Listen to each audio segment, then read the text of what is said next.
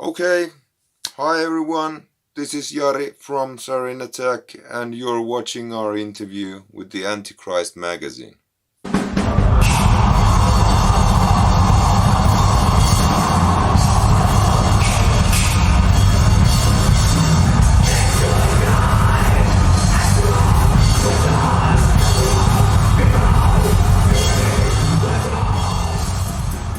Okay, then a bit about the history of the band. So it was in early 2015 when I found myself having a bunch of old school grindcore songs which I really liked, but I really couldn't use them for any of my other bands at the time. So logically I decided that I have to start a new project for these songs. So therefore Sarin Attack was born at that time, and that was also the time when I came up with the name. And yeah, the meaning with the name was to describe the music as well as it is possible. So the music was intended to sound like a slow, painful death, as if you would find yourself in the wake of a sarin gas assault, I suppose. So that's the point with the name. And then between 2015 and 2017 it didn't really happen so much. It was still just a solo project of mine, and I was gradually recording what was to then become our debut album actually. And later on in 2017 I really wanted to put a whole band together, and that's when Jan joined on guitar and Petri on bass.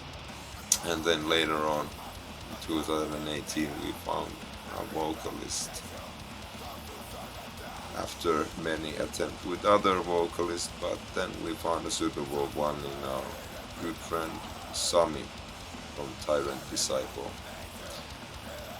And from there we've been playing some gigs together, and now finally in 2020 our debut album was finally released on Moorhead Productions, and now we are currently also working on a follow-up release.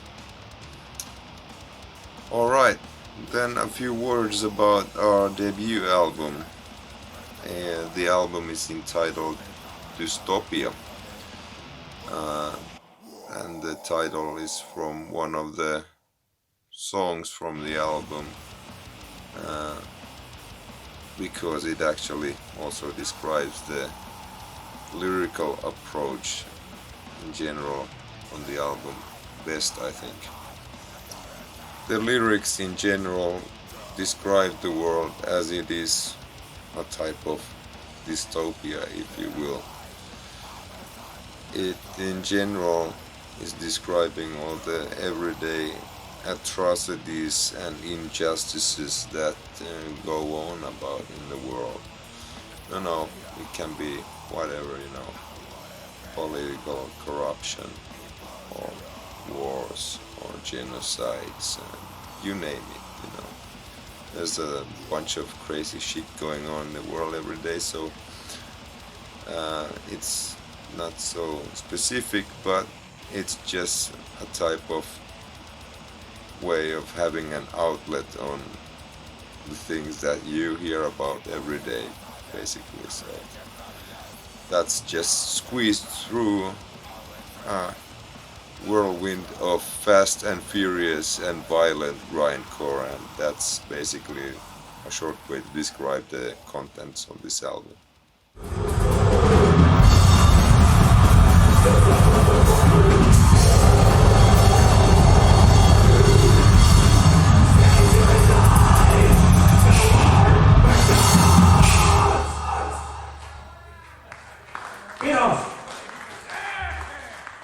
Okay, then a few words about the cover art on our debut album.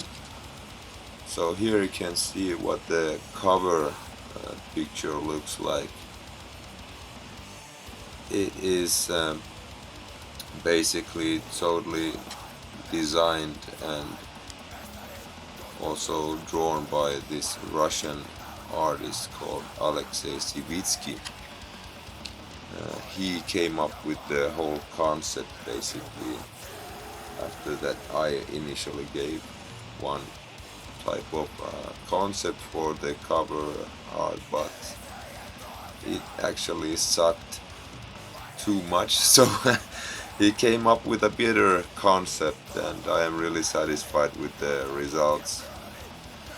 So I think that this really describes the whole contents of the atmosphere of the album very much. I think that it is a very successful cover art, so yeah, I'm more than satisfied with how it turned out. And so, as I already mentioned in the beginning, so this album of ours was released on More Hate Productions, an underground metal label from Russia. And I really have to say that I've been more than, well, just only satisfied with the cooperation up to now. They have pretty much delivered everything as we've agreed, and they helped out us a lot also with getting the cover art done. And yeah, so up to now I'm more than happy with them. But then, if I find it necessary or useful to have a record label behind your band or a record deal, well, that's relative. But for me at least, I find it useful to have a record label to help you with the distribution of your album and, you know, getting the necessary contacts and stuff. Of course, everything is possible if you want and have the time and the energy. If you want to take care of all of the things that are, you know, related to releasing an album, it's not so difficult basically, but it takes energy and resources. So for me at least, having a record deal is a better option than just taking care of the business side completely on your own. As what comes to any future or scheduled gigs, so we, as many other bands at the moment, don't really have any. Well, that's only understandable as the whole COVID-19 pandemic has really slowed things down a lot on the live gig side. So we are actually just at the moment trying to focus on recording new material for a future release, and that is the main priority at the moment. But then of course I hope that gradually, as things will open up in Finland, so we'll be able to play more live shows too. Well, if we have had any epic fails during any live shows or so, I can't really say. The worst thing that has happened up to now was maybe when on our very first gig, and during the very first song of that gig we found that my drum pedals weren't really attached properly to the kick drum, so they actually fell off immediately after the first stroke. So that was a bit of a bummer, if we say so. But yeah, otherwise there haven't really been any big issues. Then if there's been any recent metal or heavy music released that would have impressed me a lot, Well, I have to say that this year, at least, I can't really name so many impressive releases. To use such a big word, but at least up to now, and Ocean's comeback album that was released earlier this year was one really good album, and also of course long-time favorites Catatonia, Paradise Lost, their albums were of course also very nice. So but I can't really say that there would be any huge releases this year that would really blow my mind off. But I tend to listen to a lot of old metal and grind and hardcore and such things anyway, so I'm not so disappointed if I don't find any new stuff, because there's plenty enough to listen there too. Legalize homicide!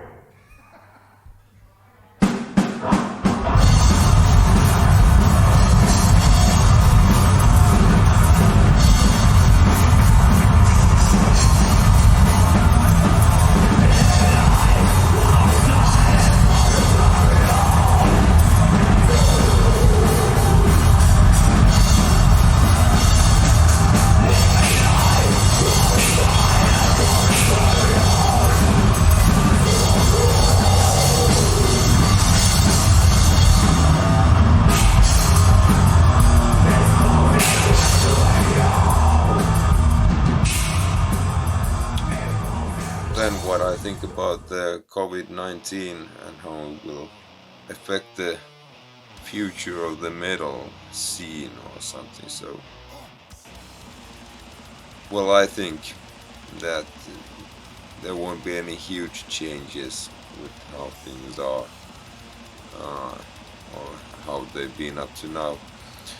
The main difference might be that there will be more available live streams from live shows of different bands and artists, and of course that digital releases and such things will be maybe growing a bit more, but I think that once things settle down, so things will go back to normal or how they've been before. The near future plans for Sarin Attack will be, of course, to record new material. We have a bunch of new songs that we'll be working on now sometime soon in the autumn, and of course then the point is to get a new release out as soon as possible. Most likely it will be an EP, but we'll see how things turn out. So stay tuned for more information on that. Okay, so thanks for watching everyone. Stay tuned for new material as said, but while waiting for any new releases to come out, you can still take the time and check out our first one. So look for Sarin Attack's Dystopia CD out on More Hate Productions. Bye bye.